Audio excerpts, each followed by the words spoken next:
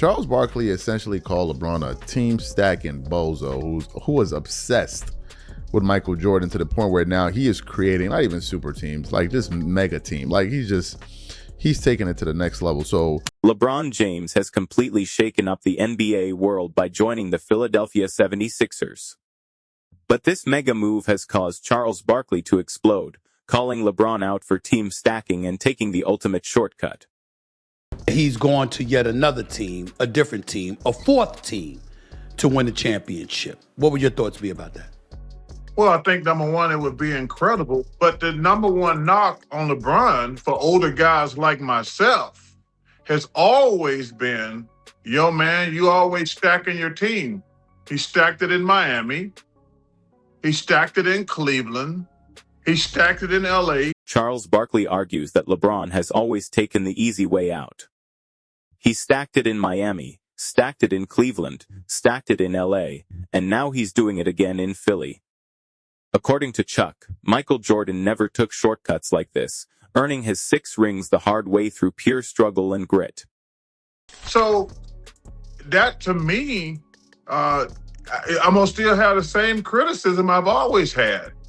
He's always stacked his team. And people can say what they want to. I've always told people LeBron's the third best player I've ever seen behind Michael and Kobe. This Philadelphia move isn't just sentimental. It's a fully calculated business decision, with Embiid and Maxey already there, plus the addition of Finals MVP Jaylen Brown. This roster is turning heads. Critics aren't just calling it a super team, they're calling it a mega team. You know, when you're dealing with LeBron and the Stepford wives, if you don't say he's the greatest, you could put like blasphemy. Yeah. His crew, I know. If they're like Stepford wives. You have to say he's the greatest. He can't be the second. He can't be the third. That's why I call them Stepford wives. Even the men are Stepford wives. So, listen, LeBron's great, but like I say, my criticism, like, yo, man, he always makes sure he has the best players. And one of the reasons I always give Michael the advantage is Michael got his head beat in by the Pistons and the Celtics before he finally no, I'm going to get bigger, stronger, faster. But it'll be a great accomplishment. But I will tell you this, he did put a bullseye on his back coming to the Sixers, because now the Sixers have to win the championship. The real question now is, will this shortcut finally deliver LeBron's 5th ring? Philadelphia has been stuck in a championship drought for 43 long years, putting massive pressure on a 41-year-old LeBron walking through the door. Fans online are comparing this straight to Kevin Durant joining the Warriors, arguing that joining a ready-made powerhouse completely changes the legacy debate. Whether this ends in a storybook championship or an absolute disaster, the basketball world is watching every single move. The most pathetic set of people in sports media. So they're trying to act like as if this is not what we think it is. He's like, aren't you supposed to try to join the best team that you can? They know that LeBron James just stacked it. He's done it once again, right? So they're trying to act like as if he did nothing wrong. Let's dive right in and break down what really happened, because the sports world has been turned completely upside down this week, and if you haven't been paying attention, the internet is officially on fire. It all started when Shams Charania dropped the bombshell report that sent shockwaves across the entire NBA. LeBron James is officially a Philadelphia 76er. Passing up the Cavaliers, the Heat, the Warriors, and the Timberwolves, LeBron signed a 2-year, $8 million deal, bringing the longest, most exhausting free agency saga in league history to a stunning close. But why now, and why Philadelphia? That exact question is what sent Charles Barkley completely off the edge.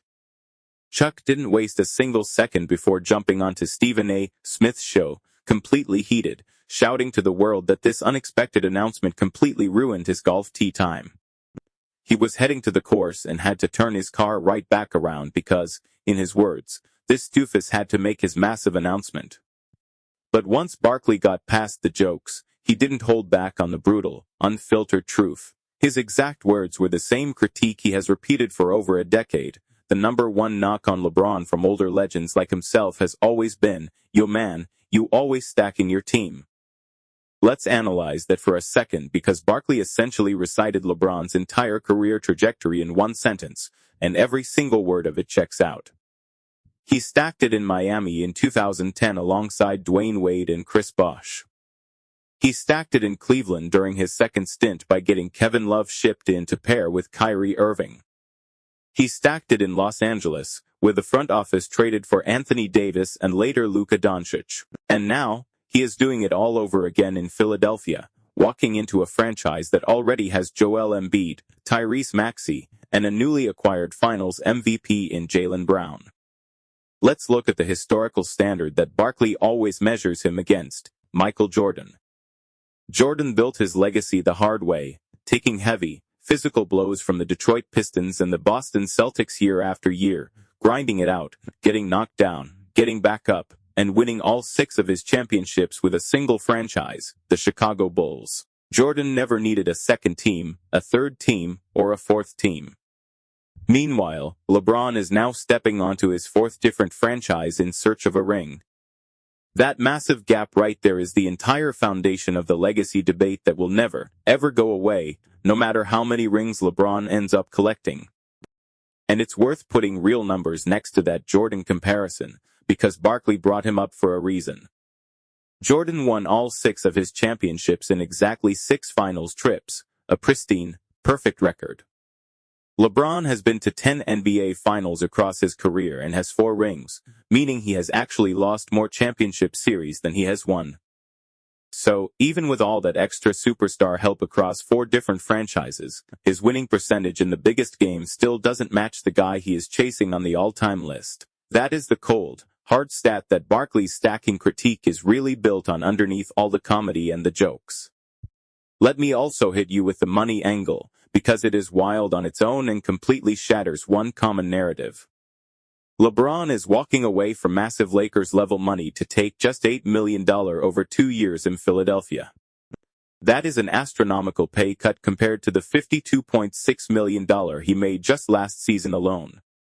So, whatever you think of the stacking criticism, you cannot call this a cash grab. LeBron himself posted on X that this is purely a love for the game decision, saying he still wants to compete, to win, and to have a real chance at it. Even insiders within LeBron's own inner circle were caught completely off guard. Rich Paul, LeBron's own agent, actually confirmed how big a factor that Jaylen Brown trade really was. He stated flat out that Joel Embiid's health situation was part of what sealed the decision, and once the front office landed Brown, the entire picture changed overnight.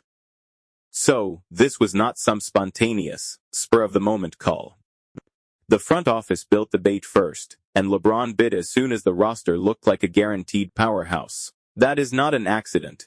That is a calculated business decision made by both sides to maximize title odds. Online, the fan base is currently locked in an absolute civil war. LeBron's fan base has spent years defending every single roster move, and now they are doing intense mental gymnastics trying to explain why this Philadelphia move is somehow different from every other super team he has ever joined. Meanwhile, everyone remembers how brutally some of these exact same people roasted Kevin Durant for joining a 73-win Warriors team back in the day, calling it the weakest move in league history. Now, LeBron joins a team with 3 genuine all-star pieces already installed. And suddenly it is framed as one last noble shot at glory. You simply cannot have it both ways, but millions of people online are trying to do it anyway. Now, what actually happens on the court? The pressure on this roster is enormous, and the numbers back that up in a terrifying way.